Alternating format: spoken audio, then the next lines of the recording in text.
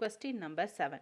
If 3 divided by 2, 5, 7, minus 9 divided by 2 and 13 divided by 2, minus 13 divided by 2 are midpoints of the sides of a triangle, then find the centroid of the triangle.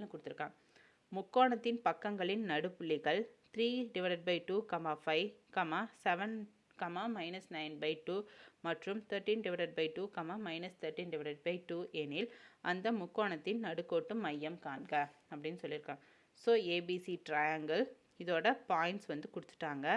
அதோட நடுக்கோட்டு G என்னன்னு value find பண்ண சொல்லியிருக்காங்க. So அதோட values எல்லாம் நீங்கள் எழுதிட்டேன்.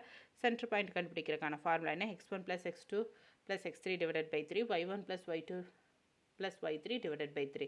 So இந்த ஃபார்முலாவில் இந்த வேல்யூஸ் எல்லாம் நம்ம சப்ஸ்டியூட் பண்ண போகிறோம். So g equal to 3 by 2 plus 7 plus 13 divided by 2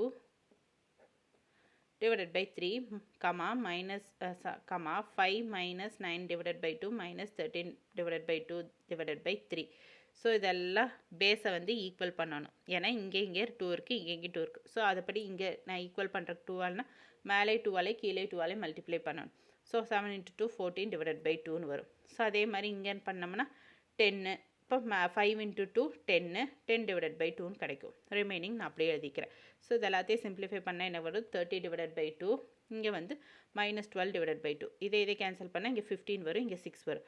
so 15 divided by 3 minus 6 divided by 3. So இதை கேன்சல் பண்ணால் 5 minus 2ன்னு கிடைக்கும். ஸோ சென்டர் பாயிண்ட் ஜி வந்து 5, minus 2ன்னு கிடைச்சிச்சு. இதுதான் இதோட ஃபைனல் ஆன்சர். புரியுதுங்களா? இதுதான் இதுக்குரிய சொல்யூஷன்.